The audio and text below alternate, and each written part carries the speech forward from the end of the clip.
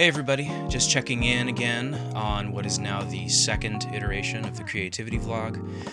Just wanted to keep you guys posted about how I'm doing creatively and what things that I'm finding out about my process, and hopefully that's helping some of you out there. So, if you haven't seen the last video that I uploaded, I was talking about the class schedule approach to my creativity, how I take bigger projects and I section them appropriately so that I not only have 3 different big projects, but I split each of those into 2 sections called research and lab. There's more information about it there. Yeah, so I've been trying that out for the past few weeks, and for the first week, it was really nice. I was able to focus on very specific things that I needed to do in the moment and trying to follow the schedule instead of just following my whimsy. I've had a couple of weeks to let it sink in now, and there are some weeks where I can't follow that schedule because the free time that I do have is during those times. Otherwise, I'm at work or I'm teaching or I'm having to reschedule things or all kinds of life stuff. So as a result, it's been harder to follow the schedule. On top of that, I think there's a little bit of retooling or at least reconsideration on my perspective for what purpose the class schedule can really fulfill for me at this point.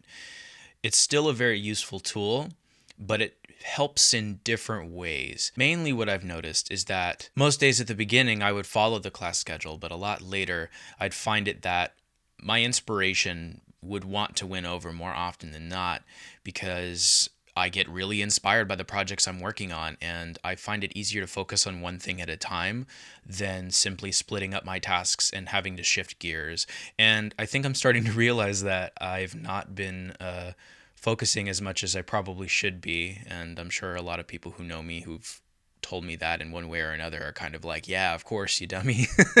But I'm finding it out for myself now, and it's very helpful. Nonetheless, I find that on most days, if I'm still feeling inspired by the project that I've most recently worked on, then I'll work on that, and I'll commit most of my free time that I do have to that project, and I've been completing more things than I usually would, and I've also been having more ideas for new things, but I've been able to file them away so that I can work on them when the time comes. On some days that I'm not as inspired, it's very helpful to have the class schedule because as a result, I have at least something that I know that I can work on. If I'm not feeling like working on any particular project, I'll just instead focus on the thing that the class schedule tells me to do. So I've almost started using the class schedule as a sort of like a plan B or like a springboard for ideas rather than simply it being this regime on my creative schedule, which it definitely feels that intense for me sometimes. I have always had a hard time wanting to stick to a schedule because I feel like it limits me creatively, but I'm realizing that I need to be able to balance things between schedule and inspiration and use schedule when I don't have it and be okay with deviating when I do.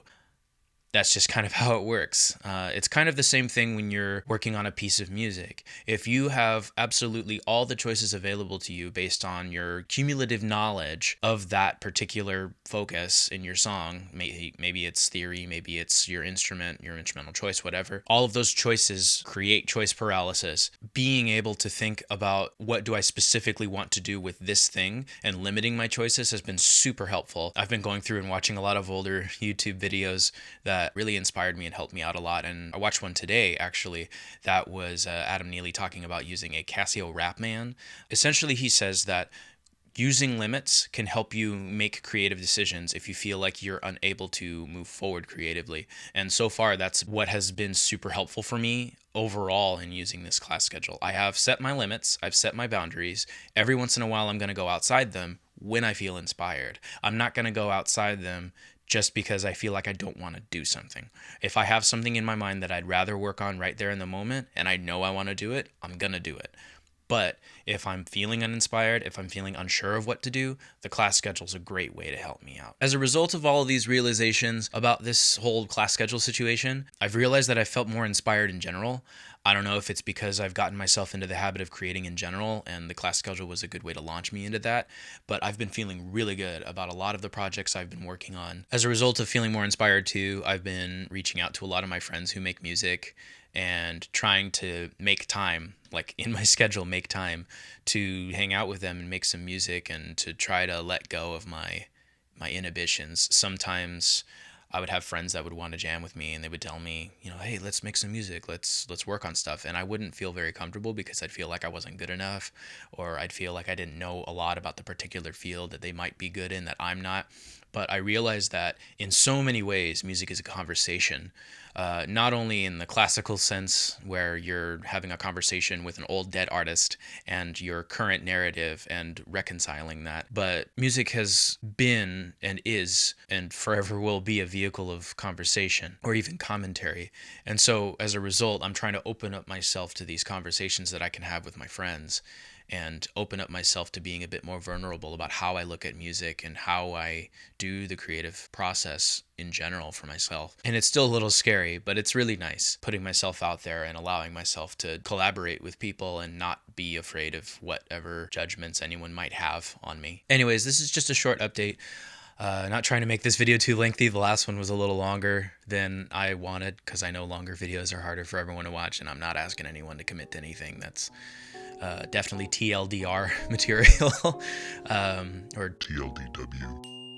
Anyways, still trying to work on the video talking about my trip to CDMX, Mexico City. I have a lot of ideas that I want to incorporate in the video, so I want to take a little bit more time just to make sure that it comes together in the way that I'm wanting it to. So hopefully that'll come out soon, maybe at the end of this month.